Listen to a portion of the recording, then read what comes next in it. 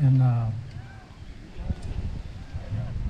firepower as they could before they actually got down to the hand-to-hand combat. And just as a little side note, everybody hears how the British were so good with the bayonet. Well, after a little research, we have discovered that the British were sending their gunpowder over here in barrels that were not sealed. Gunpowder absorbs moisture very, very quickly. So what was happening was the British were firing guns that wasn't working.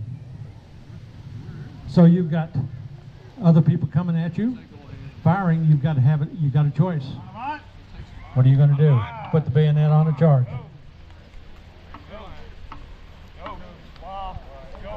And the bayonet is just a holdover from when we used to have 14 and 16-foot pikes, and we charged each other with pikes.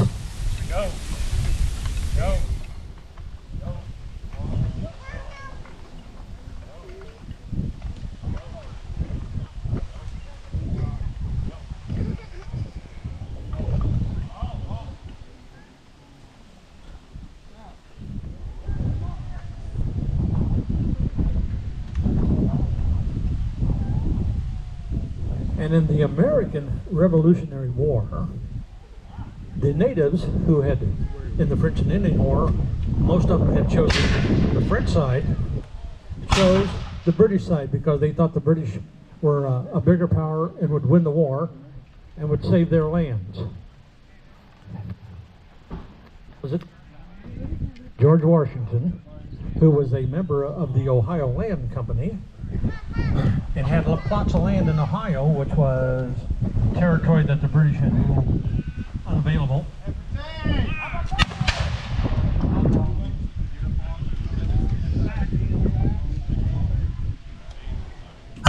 And you'll see what they're doing right now is called three-rank firing. So you can imagine you've got 20 people here. Now listen to this when this goes on. That's all lead going downfield, which these muskets were accurate at 75 yards, but past that they were iffy. They were not very accurate. So the idea was to get as much lead downfield as possible, because at that time tactics were they would march downfield shoulder to shoulder firing their guns. Of course, in today's world we look at that and say, woo! So,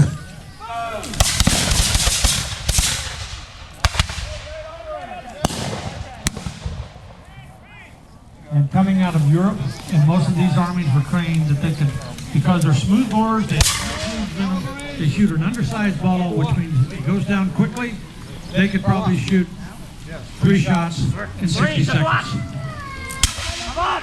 It wasn't automatic, but it was an assault weapon of the 1750s. Feet! Quickly, right. Come that forte. What you're going to see now is what usually happens is one army will move against the other army until all your muskets failed or all the people were dead or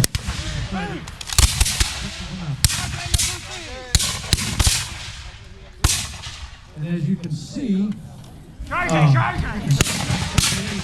at Fort Ticonderoga, look how much smoke is here. It's cloudy, misty, rainy day, all that smoke would hang over the battlefield, and when somebody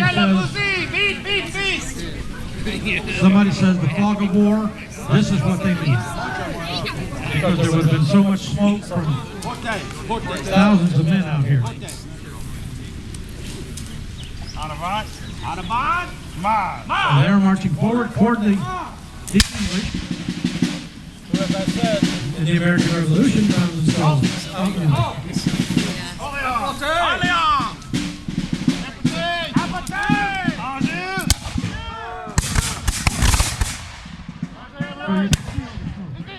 And all the guns are going off at the same time. That all puts lead down the field.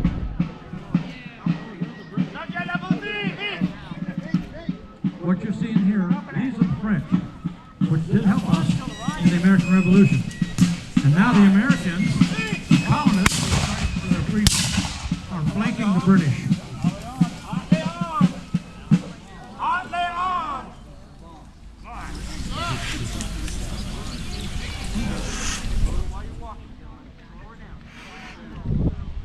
Well, it appears they offered the British to surrender, and they refused because the British had a mindset that they always win.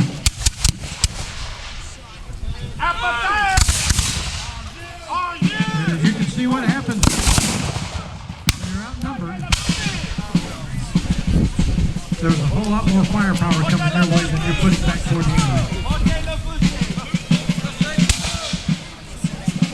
As you can see, the English commander is holding up a white scarf. This means he wants to parley.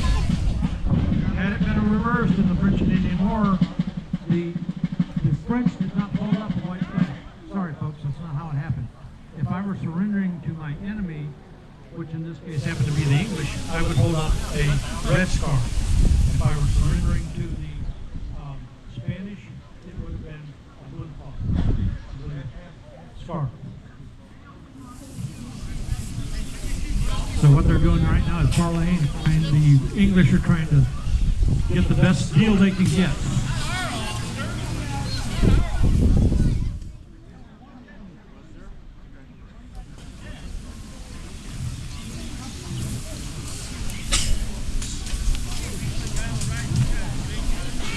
So you will know, if you read any history, that most of the weapons in the first part of the Revolutionary War were coming from Spain and France.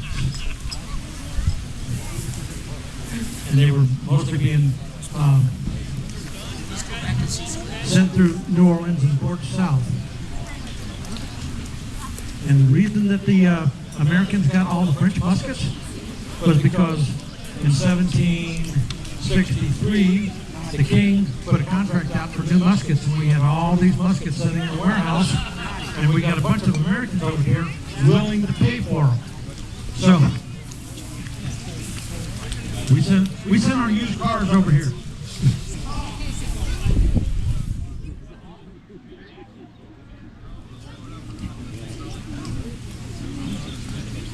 Well, it appears that they have come to terms, that the British and the Americans and French forces were triumphant today.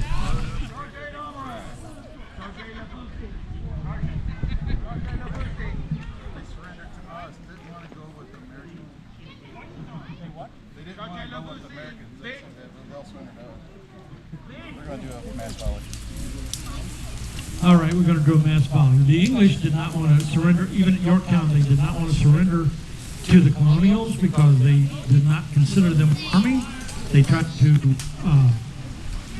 surrender to Rochambeau and the French forces, and Rochambeau said no, that man over there. So Cornwallis sent his aid. Cornwallis sent his aid to surrender to Washington. Merci, how long we rise today? Raise the dead. Come on. Alive. 1, 2, 3. Raise the dead.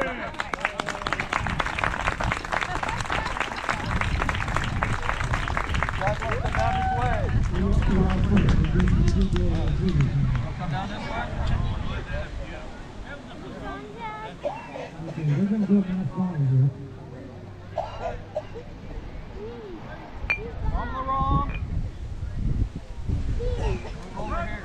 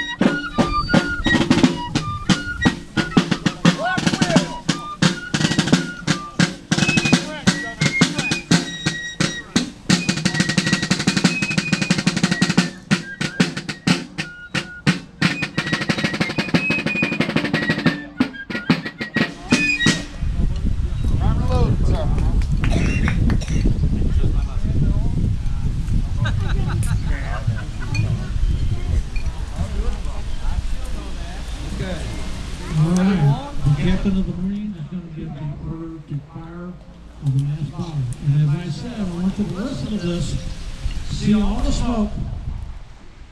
Imagine a ball coming out of every one of these muskets, and you're down. Apportez! Ready!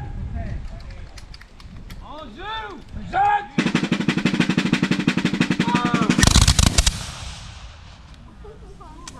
So what do you think? Will we be able to regulate that? All right, come on, huh?